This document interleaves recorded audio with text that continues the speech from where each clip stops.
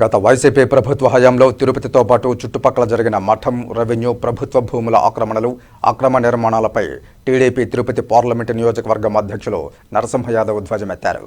Tirupati press క్లబ్లో media సమావేశంలో ఆయన మాట్లాడారు. ఎండోమెంట్ అధికారులు, మఠం అధికారులకు సంబంధించి ఏదైనా మార్పు వస్తుందేమని ఎదురు చూసాం.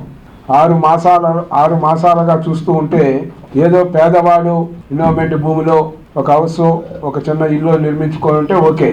అలా కాదు, వైసీపీ నేతల ప్రమేయంతో భారీ ఎత్తున ఈ ల్యాండ్స్ అన్నీ కూడా అన్యాక్రాంతమయ్యాయి ఈ యొక్క నియోజకవర్గాల్లో. వీటికి సంబంధించి కూడా పత్రికల్లో కానీ మీడియాలో కానీ పుంకాలుగా కథనాలు గత 5 సంవత్సరాలు కూడా వచ్చాయి. ఏదైతే కోర్టులో ఉన్నాయి అని చేయి దులుపుకోవడం కాదు, అధికారులందరినీ కూడా ఈరోజు ఎన్డీఏ కూటమి తరఫున ఆలోచించమని చెప్తాను. ఎందుకంటే 6 సంవత్సరాల కాలంలో 5 సంవత్సరాల కాలంలో జరిగిన అన్నిటిపైన కూడా కోర్టు స్టే అనేది వస్తే దాన్ని ఏ ఒక్క కేసు అయినా మీరు సీరియస్గా తీసుకొని ఆ స్టేని వికెట్ చేయడం కానీ, లేదా సంబంధిత ఎవరైతే అక్రమాలకు పాల్పడి పెద్ద 3 అంతస్తులు 5 అంతస్తులు భవనాలు నిర్మించుకొని ఉన్నారో వాళ్ళపైన చర్యలు ఏం తీసుకున్నారో సమాధానం చెప్పాలని డిమాండ్ చేస్తాను. ఒకటి